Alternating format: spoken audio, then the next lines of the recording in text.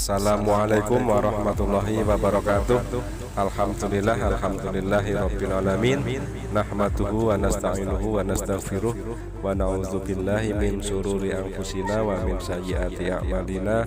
May yahdihillahu fala mudhillalah wa may yudlil fala hadiyalah. Selamat malam rekan-rekan semua. Mudah-mudahan kita semua dalam keadaan sehat walafiat, tidak kurang suatu apapun, dideraskan rezekinya dan dimudahkan segala urusannya. Dalam kesempatan kali ini kita akan sajikan perdebatan yang unik antara kakek versus cucunya, antara pendeta senior versus anak STM. Nah, tentang pokok bahasan apakah yang dibahas dalam perdebatan ini, mari kita saksikan selengkapnya.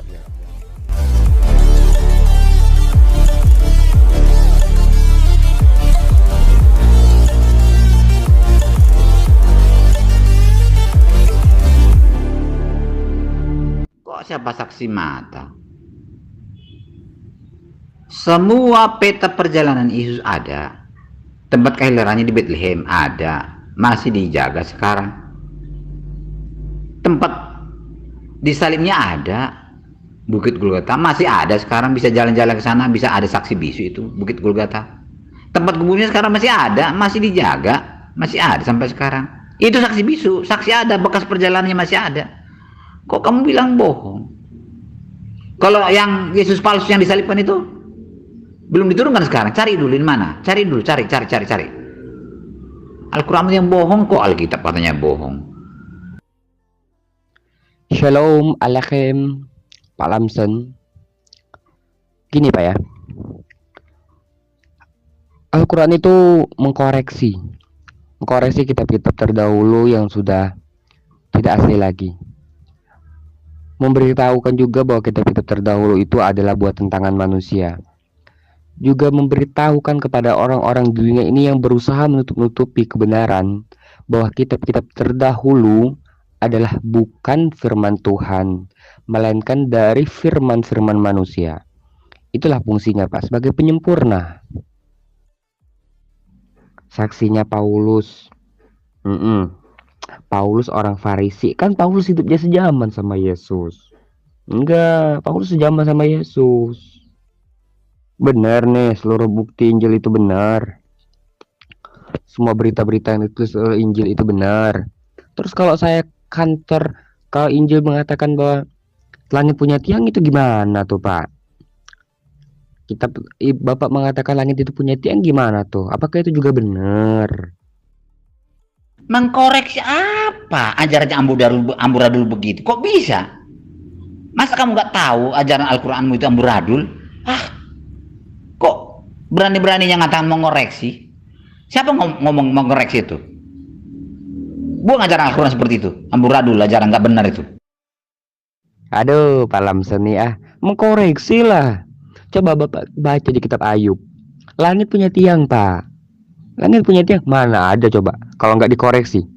Mana ada langit punya tiang? Sekarang saya tanya, kalau itu benar, mana tiangnya? Di mana tempatnya? Aduh Pak, itu mengkoreksi namanya. Bukan asal ngomong Pak. Bukan asal ngomong, itu tertulis Mazmur 75 ayat 3-4. Tetapi akulah yang mengkokohkan tiangnya. Nah, berarti langit itu punya tiang dong. Ayub 9 ayat 5-6. Yang menggeserkan bumi dari tempatnya sehingga tiang-tiangnya bergoyang. Nah, berarti bumi punya tiang. Ayub 26 ayat 11. Tiang-tiang langit bergoyang-goyang, tercengang-cengang oleh hardiknya. Tuh. Berarti itu siapa yang ngomong coba? Siapa yang ngomong? Saya atau Alkitab Bapak? Ya Alkitab Bapak lah, masa saya yang ngomong? Coba baca lagi dong, baca lagi. Ibu Bapak mengatakan Alkitab saya bukan ilmu sains, Alkitab saya bukan ilmu sains, Pak. Kitab suci itu untuk mengajarkan seseorang. Pengetahuan, mengajarkan tata cara hidup, pengetahuan, itulah fungsi kitab suci.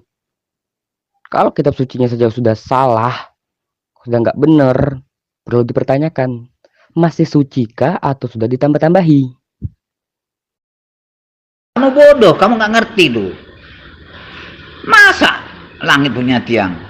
Kamu tidak tahu artinya itu. Bukan ke situ. Alkitab itu bukan mengajarkan ilmu bumi, tidak. Alkitab itu memberitakan berita kabar baik, bukan mengajarkan langit punya tiang. Kamu itu bagaimana sih? Kalau model Alkitab, bumi ini ditempatkan di kehampaan, tidak pakai tiang. Langit kok pakai tiang? Kamu tidak ngerti apa tuh? Syair apa bukan? Asal ngomong aja loh. Kamu itu baca kitab Ayub apa itu? Ayub itu bukan mengajarkan tentang ilmu bumi, ilmu falak, bukan. Dia kan syair itu. Aduh, kamu nggak tahu. Aduh, kamu nggak pernah dengar lagu aku akan petik bintang, aku akan petik bulan kepadamu, kita jalan-jalan ke bulan. Itu kan syair. Mana bisa orang memetik bintang, mana bisa orang jalan-jalan ke bulan enak-enak aja. Itu seperti itu. Ya ampun, otak pakai di mana sih ini? Asal mencari kesalahan tapi nggak tahu apa yang disalahkan. Kamu gak sadar Al-Quranmu itu lebih parah, jauh parahnya, tidak ada bukti sama sekali. Masakan Allah Subhanahu wa taala menciptakan langit bumi dan segala isinya sudah 6.000 tahun diciptakan oleh Tuhan Alkitab, Al-Quran, orang Yahudi. Sudah 6.000 tahun lebih langit dan bumi diciptakan oleh Tuhannya orang Yahudi. Toto muncul kemarin ini baru-baru ini yang bernama Allah Subhanahu wa taala ngaku, bukan saya yang ciptakan, bukan Tuhannya orang Yahudi, saya yang ciptakan itu. Alah, pembohong besar. Itu bukan syair loh, Pak. Itu bukan syair. Tuhan sendiri yang ngomong, bukan syair. Bukan syair loh. Apa Bapak ngomong syair? Itu bukan syair, bukan syair. Lagu-lagu itu adanya di kitab Mazmur, bukan di kitab para nabi. Hello. Syair-syair lagu-lagu itu adanya di kitab Mazmur, bukan di kitab-kitab para nabi. Hello, Pak Lamsen. Hello. Ayub 9 ayat 5 sampai 6. Dialah yang memindahkan gunung-gunung dengan tidak diketahui orang, yang membongkar bangkirkannya dengan murkanya, yang menggeserkan bumi dari tempatnya sehingga tiang-tiangnya bergoyang. Ayub 26 ayat 11. Tiang-tiang langit bergoyang-goyang, tercengang-cengang oleh hardiknya. Tuh. Bukan Ayub loh yang ngomong, Pak. Ayub sama Tuhan loh yang ngomong. Bukan syair loh. Syair-syair itu di kitab Mazmur loh. Tapi bukan tiang bagaimana? Bukan dari beton, bukan dari besi. Tanya dulu, tiangnya dari mana coba tanya. Tiangnya dari apa? Bumi ini diletakkan di mana? Tanya. Jangan asal langsung pakai tiang langsung pakai kayu atau pakai besi atau pakai beton. Tanya, dari mana apa tiangnya itu? Mana ada nubuatan Yesus di kitab Yahudi? Mana? Pasal berapa? Kitab apa pasal berapa ayat berapa coba? Nggak ada loh. Mana ada yang menubuatkan Yesus itu nggak ada di kitab Yahudi. Mana coba? Ayat apa? Pasal berapa? Nggak ada. Justru itu tidak masuk akalnya, Pak Lamson. Justru itu yang nggak masuk akalnya. Masa langit yang luas, bumi yang datar, yang penuh dengan hamparan-hamparan ini punya tiang? Mana ada coba tiangnya? Masa langit yang begitu tinggi, bumi yang begitu luas punya tiang? Mana tiangnya? Letaknya di mana? Ya justru itu yang harus dikoreksi oleh Al-Quran, Pak. Coba kita baca, Pak ya. Quran 31, Luqman pasal 10. Dia telah menciptakan langit tanpa tiang. Nah, itu dikoreksi. Ayub 26 ayat 11. Dikoreksi oleh Al-Quran. Luqman 31. Quran 31 Luqman ayat 10. Dia telah menciptakan langit tanpa tiang. Sebagaimana kamu melihatnya. Tuh, dikoreksi. Kitab Ayub yang amburadul tadi dikoreksi di Al-Quran. Quran 31 Luqman ayat yang ke-10. Syair bukan syair. Penulis itu pun tidak pernah melihat tiang. Penulis pun tidak pernah melihat tiang. Masa dia menuliskan yang tidak ada? Artinya kamu yang tidak mengerti maksud dan tujuannya. Ya, tidak mungkin penulis ini tiangnya itu, nggak mungkin. Makanya kamu hanya mencari kebenaran aja. Sudahlah, pelajari Al-Quran menurut yang ajarnya bobrok gitu. Sudah benar-benar berita Alkitab, kamu mau salah-salahkan lagi. Al-Quran sudah salah, kamu salahkan lagi Alkitab. Bagaimana sih cara berpikirnya itu? Ya, masa dua-duanya disalah semua? Justru ajaran yang bobrok itu ajaran dari kitabmu, Pak Lamsen. Dari kitabmu. Justru karena itu tidak ada, kenapa harus ditulis di kitab suci? Ayub 26 ayat 11.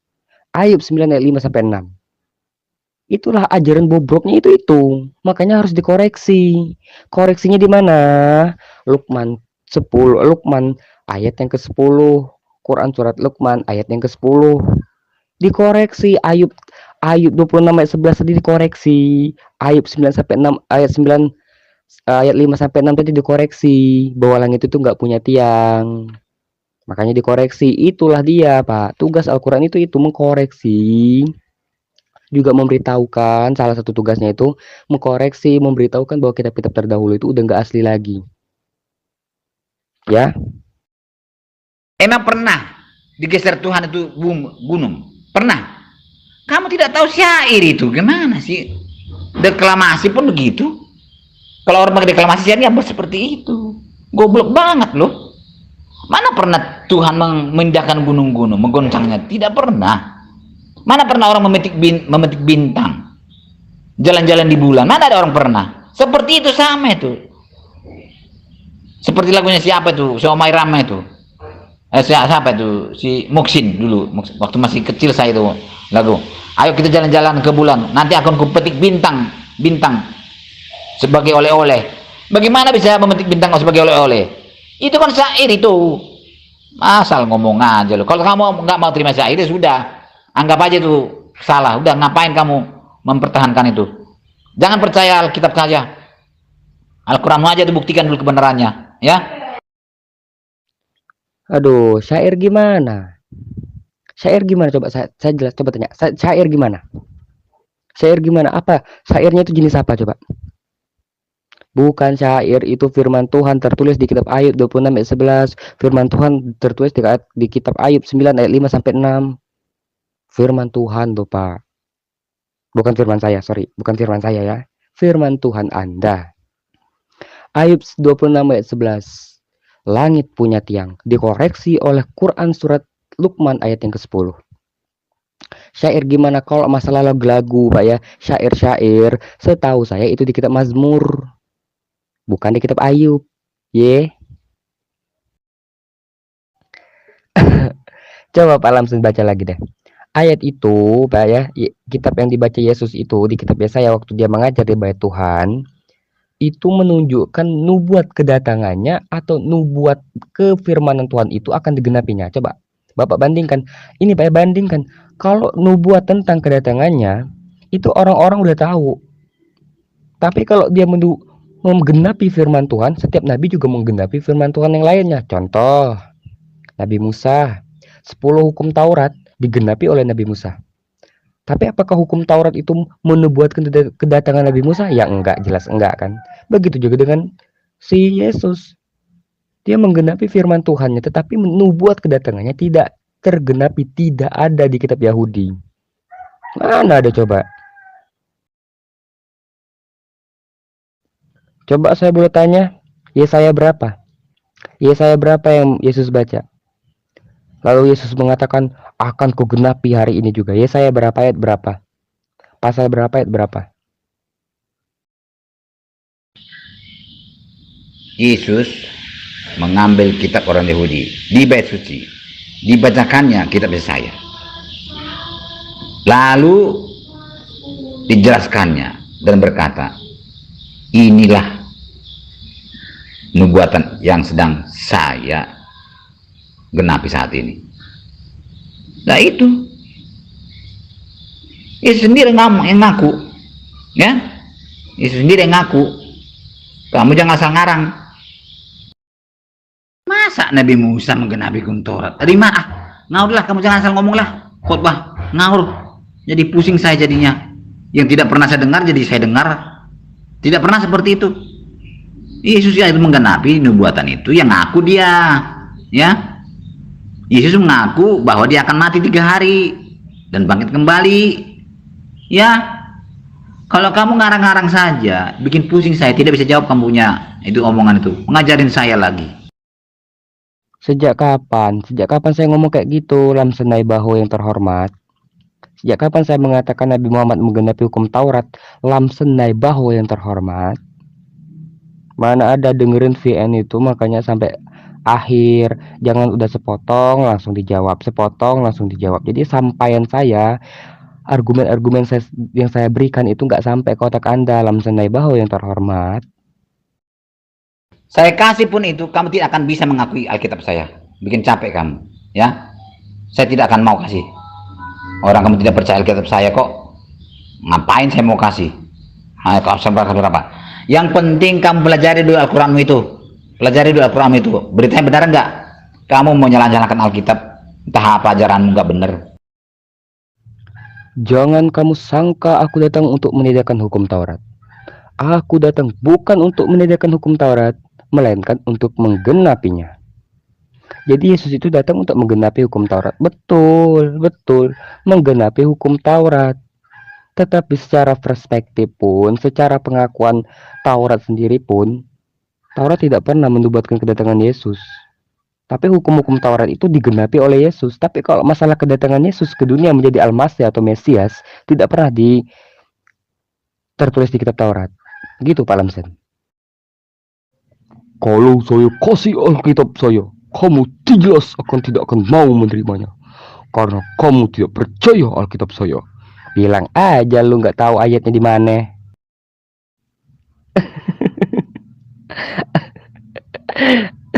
Bilang aja kalau nggak tahu, Bapak Lamsen Naibaho yang terhormat. Bilang aja, gak usah malu. Kalau saya kasih ayat itu, kamu tidak akan bisa menerimanya. Bilang aja, Roy, saya nggak tahu ayatnya di mana, Roy. Nah gitu, makanya gitu.